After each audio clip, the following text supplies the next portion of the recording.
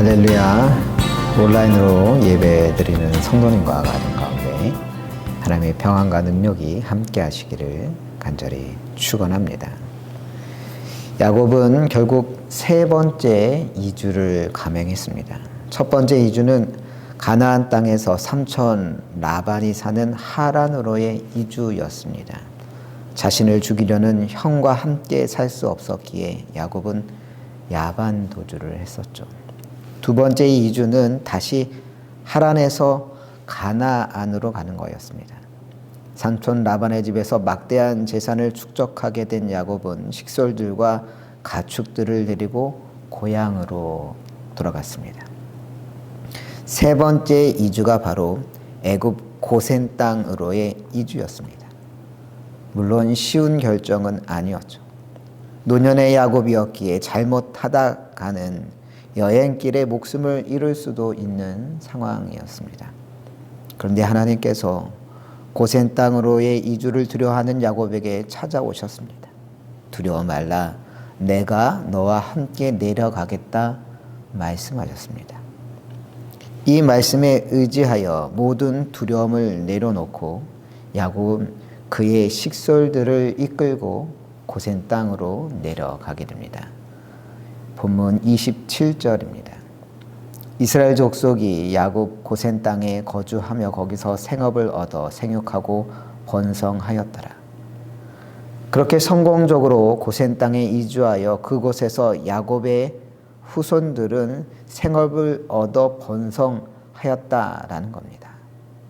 야곱이 그곳 고센 땅에서 보낸 세월이 17년이 흐르게 됩니다. 28절입니다.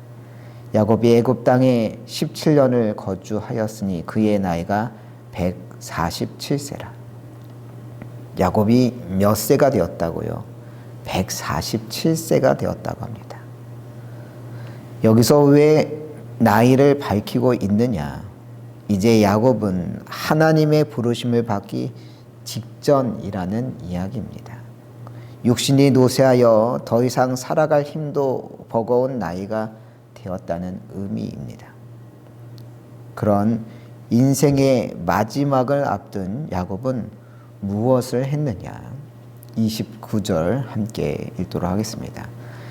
이스라엘이 죽을 날이 가까우매 그의 아들 요셉을 불러 그에게 이르되 이제 내가 내게 은혜를 입었거든 청하노니 내 손을 내 허벅지 아래에 놓고 인애와 성실함으로 내게 행하여 애굽에 나를 장사하지 아니하도록 하라. 야곱은 어느 날 아들 요셉을 불러다가 명했습니다. 네 손을 내 허벅지 아래에 넣으라. 이게 무슨 의미일까요? 왜 야곱은 아들에게 손을 아버지 허벅지 아래에 넣도록 한 것일까요? 창세기를 잘 보면 야곱 이전에도 이와 유사한 일이 있었습니다. 창세기 24장에 보면 아브라함 역시 그의 종 엘리에셀에게 며느리감을 찾도록 명할 때에도 내 허벅지 밑에 네 손을 넣어라 라고 요청했던 적이 있습니다. 왜 이런 요청을 했느냐? 허벅지 아래에 손을 넣는 일은 우리에게는 매우 낯선 일이지만 고대 근동 문화 속에서는 종종 벌어지던 일로서 가장 엄숙하고 법적인 효력이 큰 맹세의 행위였던 겁니다. 꼭 지켜야 할 일이 있을 때 허벅지 아래에 손을 넣고 맹세했던 것이죠.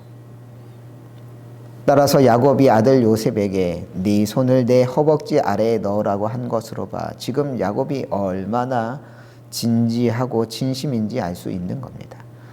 내가 하는 말을 반드시 지킬 수 있도록 맹세하라 라고 한 겁니다. 야곱이 도대체 무슨 일을 부탁하려고 하길래 아버지 허벅지 손에 넣어 맹세까지 하라고 한 것이냐? 29절을 다시 한번 함께 읽겠습니다.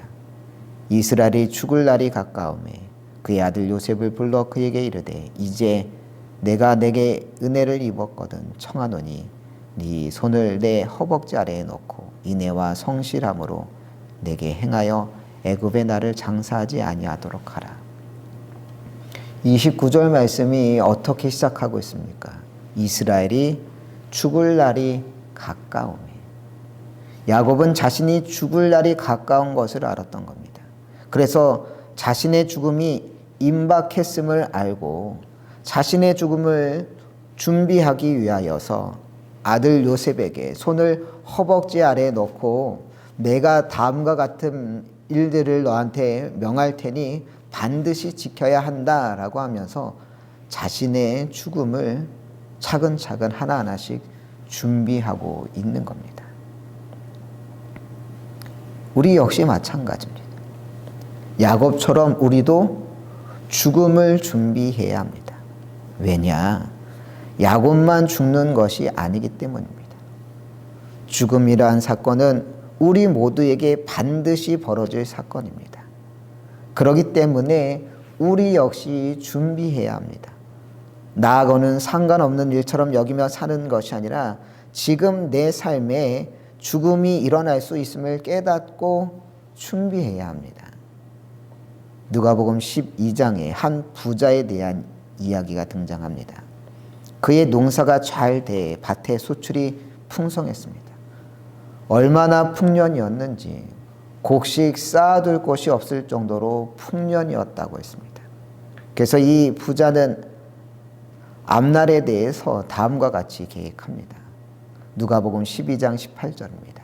내 곡간을 헐고 더 크게 짓고 내 모든 곡식과 물건을 거기 쌓아두리라. 어떻게 하겠다는 겁니까? 지금 곡간이 적으니까 다 헐어버리고 더 크게 짓겠다는 겁니다. 더 크게 지어 거기다가 오래 거둔 풍성한 곡식을 차곡차곡 다 넣어두겠다는 것이죠. 그렇게 당장의 계획만 한 것이 아니라 노후에 어떻게 보내야겠다라는 것도 설계했습니다. 19절입니다. 또 내가 내 영혼에게 이르되 영혼아 여러 해 쓸 물건이 많이 쌓아두었으니 평안히 쉬고 먹고 마시고 즐거워하자 하리라 하되 그렇게 곡간을 크게 짓고 몇 년만 좀 더 고생하면 여유가 생겨 노후도 평안히 쉬고 먹고 마시고 즐겁게 보낼 수 있겠구나 그런 생각이 들었던 것이죠. 요새 말로 하면 젊은 시절 바짝 돈 벌어 아파트도 사고 주식에 투자도 하고 연금에 투자도 해서 노후 설계까지 잘 마치면 그때 은퇴해도 아무 문제 없겠구나 그런 나름의 앞날에 대한 계획을 세웠다라는 겁니다. 그런데 그때 예상치 못한 일이 벌어지게 됩니다. 20절입니다. 하나님은 이르시되 어리석은 자여 오늘 밤에 내 영혼을 도로 찾으리니 그러면 내 준비한 것이 누구의 것이 되겠느냐 하셨으니 이 부자가 예상치 못한 건 뭡니까? 자신의 죽음이었습니다. 부자는 미래에 대해 나름 철저히 계획을 짰지만 정작 자신의 죽음에 대해서는 아무런 대비도 아무런 준비도 하지 못했기 때문에 하나님은 그를 어리석은 자라고 말하고 있는 겁니다. 딱 우리의 모습 아닙니까? 미래에 대해 노후에 대해 대비한다 하면서 정작 우리는 우리 자신의 죽음에 대해서 아무런 준비를 하고 있지 않고 살아갑니다. 마치 자신은 죽지 않을 것처럼 여기며 살아가고 있다는 겁니다. 정말 그럴까요? 이 세상에서 죽음을 보지 않을 자 있습니까? 없습니다. 히브리서 9장 27절은 말합니다. 한번 죽는 것은 사람에게 정해진 것이요 그 후에는 심판이 있으리니. 이 말씀처럼 사람이 태어나면 한 번 죽는 건 다 정해진 일인 겁니다. 돈이 많다고 안 죽는 거 아니고 지금 건강하다고 안 죽는 거 아닙니다. 우리 삶에는 다 끝이 있기에 마땅히 그 끝에 대한 대비를 해야 하는 겁니다. 올해 초에 원주 서지방 교육부 주관으로 웰다잉 강의가 있었습니다. 웰다잉이란 말이 왜 생겼느냐? 흔히 질 좋은 삶, 수준 있는 삶을 영어로 웰빙이라고 하지 않습니까? 하지만 삶에만 수준이 있는 게 아니라 죽음에도 수준이 있다는 겁니다. 그래서 존엄하고 품이 있는 죽음이 있다는 의미에서 웰다잉이라고 표현합니다. 이 웰다잉 강의를 각당 복지재단 대표 오혜련 강사님이 오셔서 강의해 주셨는데, 그때 강사님이 해주셨던 이야기 중에 가장 기억 남는 이야기가 뭐냐? 죽음의 준비란 덜 중요한 많은 것을 제쳐두고 정말로 중요한 것, 덧없이 사라질 것이 아닌 가장 소중한 것에 집중하는 것이다. 이 이야기였습니다. 무슨 이야기냐? 죽음을 앞둔 사람은 덜 소중한 것에 시간을 쓰거나 관심을 갖지 않고 오직 가장 중요한 것에만 관심을 갖는다라는 이야기입니다. 어느 지역이 재개발될 것 같더라, 어느 회사 주식이 오를 것 같더라, 이런 이야기는 죽음을 앞둔 사람에게는 아무런 관심사가 되지 않는다는 것이죠. 왜냐? 덜 중요한 일이기 때문입니다. 그런 덜 중요한 일에 단 한 시간도 쓰지 않으려 하고 오직 자신의 인생에 가장 중요한 것에만 모든 시간과 에너지를 쓰려고 한다라는 겁니다. 인생 수업이라고 하는 책이 있습니다. 이 책은 호스피스 운동의 선구자, 정신의학자인 엘리자베스 큐블러 로스와 그의 제자 데이비드 캐슬러가 쓴 책입니다. 큐블러 로스는 죽음을 앞둔 수백 명의 사람들을 만나 인터뷰했습니다. 왜 그런 사람들만 찾아 인터뷰했느냐? 흔히 사람들은 죽음이 눈앞에 다가오기 전까지는 죽음에 대해 깊이 생각해 보지 않을 뿐더러 죽음이라는 것은 실험해 보거나 미리 경험할 수 없는 일이기 때문에 큐블러 로스는 죽음을 앞둔 사람들을 일부러 찾아가 수많은 사람들을 인터뷰했던 겁니다. 그래서 그들 죽음을 앞둔 이들을 인터뷰하며 인생에서 꼭 배워야 할 것이 무엇인지 정리한 책이 바로 인생 수업입니다. 여러분들도 기회가 되면 이 책을 한번 꼭 읽어보라고 그렇게 추천해 드릴 만한 책입니다. 죽음을 앞둔 사람들이 우리에게 가르쳐주는 가장 중요한 교훈은 뭐냐? 바로 지금 이 순간 가장 의미 있게 살라는 것이라고 저자는 말합니다. 책의 한 구절을 읽어드리겠습니다. 삶의 마지막 순간에 바다와 하늘과 별 또는 사랑하는 사람들을 마지막으로 한 번 더 볼 수 있게 해달라고 기도하지 마십시오. 지금 그들을 보러 가십시오.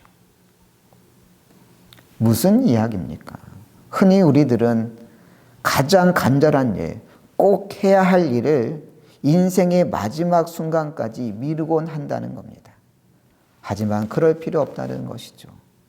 큐블러 로스는 말합니다. 생의 마지막 순간에 가장 원하게 될 것, 그것을 지금 하라고. 2003년 2월 18일 대구에서 지하철 참사가 벌어졌습니다. 전 세계 역대 최악의 지하철 사고로 꼽힐 만큼 대형 참사였습니다. 뇌졸중으로 인해 심한 우울증을 겪고 있던 김대한 씨가 자신의 신변을 비관하다가 알지도 못하는 사람들과 함께 동반 자살하겠다고 이날 휘발유 2리터를 들고서 대구 1079 열차에 승차하게 됩니다. 그리고 열차가 대구 중앙로역에 도착했을 때 휘발유통에 불을 붙여 전동차 바닥에 던져버리고 말았습니다. 불은 순식간에 번졌고 옆에 정차해 있던 1080 열차에 옮겨 붙었습니다.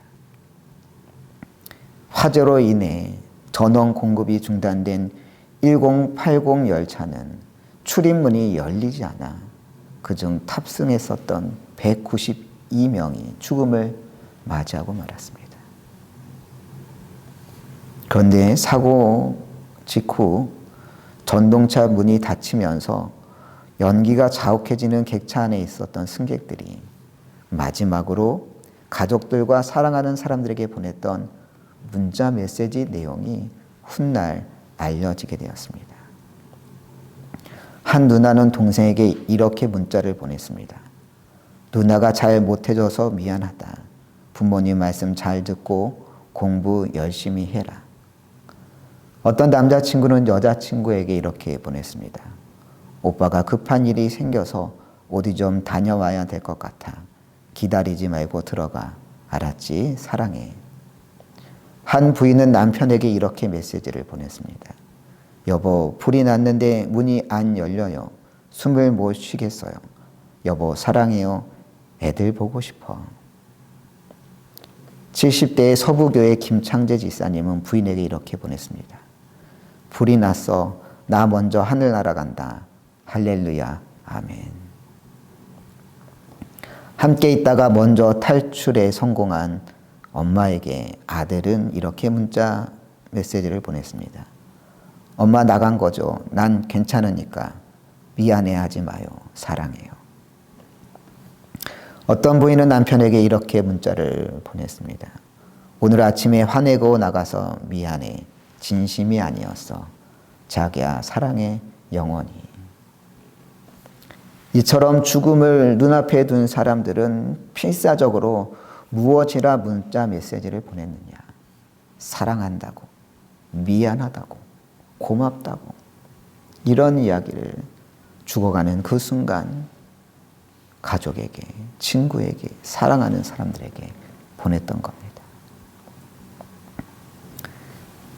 그런데 이들의 필사적인 문자 메시지는 지금 우리에게 무엇을 상기시켜 주느냐? 사랑한다고, 미안하다고, 고맙다고 하는 이야기, 과연 최후의 순간에만 해야 할 수 있는 이야기냐라는 겁니다. 지금 하면 안 됩니까?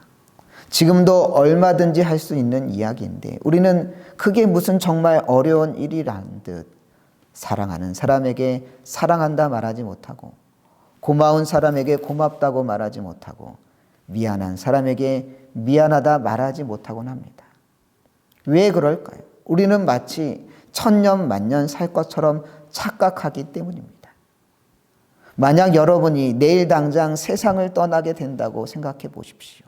어떻게든 여러분의 진심을 사랑하는 그 누군가에게 전하기 위하여 애쓰지 않겠습니까? 그럼 그 죽음에 대해 우리는 언제 준비해야 되느냐? 야고보서 4장 14절은 말합니다. 내일 일을 너희가 알지 못하는도다. 너희 생명이 무엇이냐? 너희는 잠깐 보이다가 없어지는 안개니라. 우리는 잠깐 보이다 없어지는 무엇과 같다고요? 안개와 같다는 겁니다. 잠시 있다 사라질 안개와 같은 인생이기에 우리는 내일 일을 알지 못한다고 했습니다. 앞에서 이야기한 어리석은 부자 역시 그러했습니다. 그도 자신이 언젠가는 죽을 거라 생각은 했겠지만 바로 그날 밤에 하나님이 부르실 거라고는 전혀 생각하지 못했던 겁니다. 그러니 우리는 언제 죽음을 준비해야 합니까? 바로 지금인 겁니다. 앞에서 웰다잉 강의에 대해서 이야기했었는데 이 웰다잉 강의가 특별히 좋았던 점은 뭐냐? 단순히 강의로 끝나지 않고 구체적인 죽음 준비로 마무리되었다는 점입니다. 두 번의 강의가 끝날 무렵 마지막 순서로 참가자들에게 사전 연명 의료 의향서를 작성하도록 했습니다. 사전 연명 의료 의향서가 뭐냐? 19세 이상 성인이 임종 과정에 있을 때 심폐소생술, 인공호흡기 등 큰 의미가 없는 연명 치료를 받지 않고 통증 완화에 필요한 호스피스 완화 의료만 필수적인 의료 조치만 받겠다고 미리 문서로 작성해 두는 것을 의미합니다. 이게 왜 중요하냐? 이 연명의료 의향서를 미리 작성해 두지 않으면 그 결정을 누가 내리게 되느냐? 자녀들이 내려야 하는 상황이 벌어질 수 있기 때문입니다. 그런데 자녀들이 부모에 대해 연명 치료를 하지 않겠다고 결정하는 건 말처럼 쉬운 일이 아닙니다. 재작년 11월 말 아버지께서 중환자실에 계실 때 몸은 하루가 다르게 안 좋아지셨고, 어느 날 간호사분이 저희 자녀들에게 아버지 연명 치료를 할 것이냐고 물었습니다. 삼남매가 모여서 이야기를 나누는데 형은 망설이고 있었습니다. 혹시나 더 사실 수 있는데 연명 치료를 거부하면 너무 일찍 세상을 떠나게 하는 건 아닐까 싶은 생각이 들었던 것이죠. 그런 결정을 하는 게 자녀로서 불효하는 건 아닐까 싶은 염려였습니다. 효자로서 아버지를 극진히 복량했던 형으로서는 분명 쉽지 않은 일이었습니다.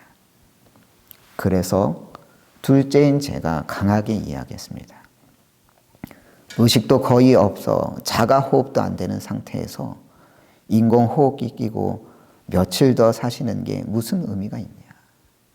하나님이 정하신 수명에 한계가 있는 거고 지금 아버지는 그 끝에 이른 거다. 마음은 아프지만 이제 자연스럽게 받아들일 때가 온 거다.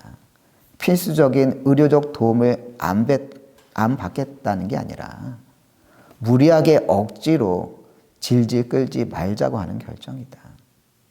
우리가 결단을 내리지 못하면 결국 아버지 육신만 더 괴롭게 하는 일이다. 이런 말로 형을 설득했고 결국 어렵게 연명 치료를 추가로 하지 않기로 합의를 했습니다. 그리고 결국 12월 중순 아버지는 하나님의 부르심을 받게 되었습니다. 아버지에 대한 연명 치료 거부에 대한 일련의 과정을 겪으며 어떤 생각이 들었냐 하면 내 자녀에게는 저런 고민을 하지 않도록 해야겠다는 생각이었습니다. 내 인생의 마지막에 대해 어떻게 해야 할지 내가 미리 준비하고 결정하지 않으면 자녀들을 오히려 곤란하게 만들 거라는 생각이 들었던 것이죠. 그래서 다른 건 둘째치고 연명 치료를 밟지 않겠다고 미리 자녀들에게 밝혀야겠다. 그렇게 마음속으로 결심했었습니다. 그런데 마침 웰다잉 강의 시간에 원하는 분들에게 사전 연명 의료 의향서를 미리 작성할 수 있도록 돕는다는 거였습니다. 그래서 저 역시 사전 연명 의료 의향서를 작성 신청했고 등록증도 발급받았습니다. 왜 이런 이야기를 하느냐? 죽음의 준비라고 하는 게 죽음이 정말 가까웠을 때만 하는 게 아니라는 겁니다. 태어나는 건 순서가 있지만 죽는 것에는 순서가 없다고 하지 않습니까? 언제 주님의 부름을 받을지 우리는 알 수 없는 것이고, 그렇다면 죽음의 준비에 대한 준비는 지금부터 해야 하는 일인 겁니다. 그러면 죽음에 대한 준비는 어떻게 해야 하는 것이냐? 바로 신앙으로 준비해야 합니다. 본문 29절을 다시 한번 읽어보도록 합니다. 이스라엘이 죽을 날이 가까우매 그의 아들 요셉을 불러 그에게 이르되 이제 내가 내게 은혜를 입었거든 청하노니 내 손을 내 허벅지 아래에 놓고 인애와 성실함으로 내게 행하여 애굽에 나를 장사하지 아니하도록 하라. 야곱이 자신의 죽음을 준비하며 아들 요셉에게 허벅지 아래에 손까지 집어넣고 부탁한 것은 무엇입니까? 내게 행하여 애굽에 나를 장사하지 아니하도록 하라는 것이었습니다. 이게 무슨 의미냐? 자신을 이곳 이방 땅에 묻지 말아달라는 이야기였습니다. 그러면 이방 땅이 아닌 어디에 묻어달라는 거였느냐? 30절 읽겠습니다. 내가 조상들과 함께 눕거든 너는 나를 애굽에서 메어다가 조상의 묘지에 장사하라. 요셉이 이르되 내가 아버지의 말씀대로 행하리이다. 자신이 죽거든 애굽이 아니라 할아버지 아브라함이 묻히고 아버지 이삭이 묻혔던 가나안 땅에 묻어달라는 이야기였습니다. 왜 이렇게 말하겠습니까? 죽음을 앞둔 야곱의 유일한 소망은 바로 약속의 땅에 묻히는 거였습니다. 야곱에게는 풍족한 애굽의 고센 땅이 좋은 땅이 아니라 하나님의 약속이 있는 땅, 하나님을 만나고 하나님과 경험했었던, 그리고 믿음의 조상들이 묻혔던 그 땅에 함께 묻히고자 하는 것이 마지막 소망이었던 것이죠. 죽음을 준비하되 야곱은 바로 신앙 가운데 자신이 묻힐 수 있기를 소망했던 겁니다. 그래서 요셉은 야곱의 뜻대로 하겠다고 했을 때 어떻게 했느냐? 31절입니다. 야곱이 또 이르되 내게 맹세하라 하매 그가 맹세하니 이스라엘이 침상머리에서 하나님께 경배하니라. 자신을 풍요의 땅이 아니라 언약의 땅 가나안에 묻어주겠다고 하자 야곱은 침상머리에서 하나님께 경배하겠다고 했습니다. 이처럼 야곱은 자신의 죽음을 준비하되 오직 신앙 가운데 준비했던 것입니다. 지난주 제자반 수료식이 있었습니다.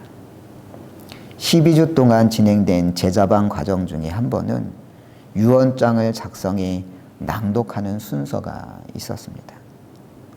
다들 처음 작성해보는 유언장이라고 해서 작성하는 게 쉽지 않았다고 그렇게들 말하더군요. 저 역시 난생 처음으로 유언장을 직접 작성해 봤습니다. 막상 적으려 하니 뭘 적어야 하나 막막했습니다. 고민 끝에 다음과 같은 내용을 적게 되었습니다. 직접 전문을 읽어드리도록 하겠습니다. 유언장 작성자 김만수.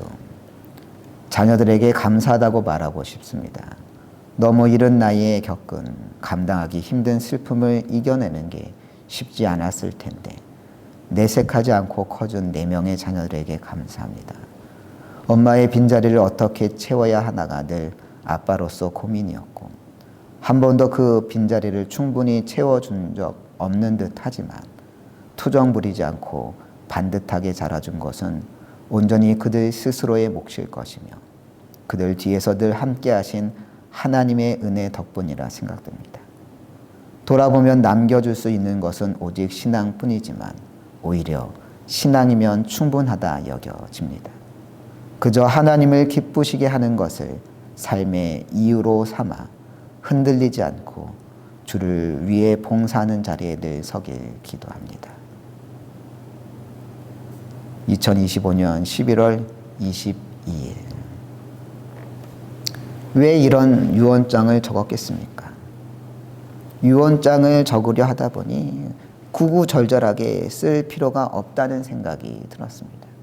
그저 마지막으로 자녀들에게 하고 싶은 말은 잘 자라줘서 고맙다고, 앞으로 신앙 가운데 하나님을 기쁘시게 하는 자가 되라고 이야기하면 충분하다 생각이 들었습니다.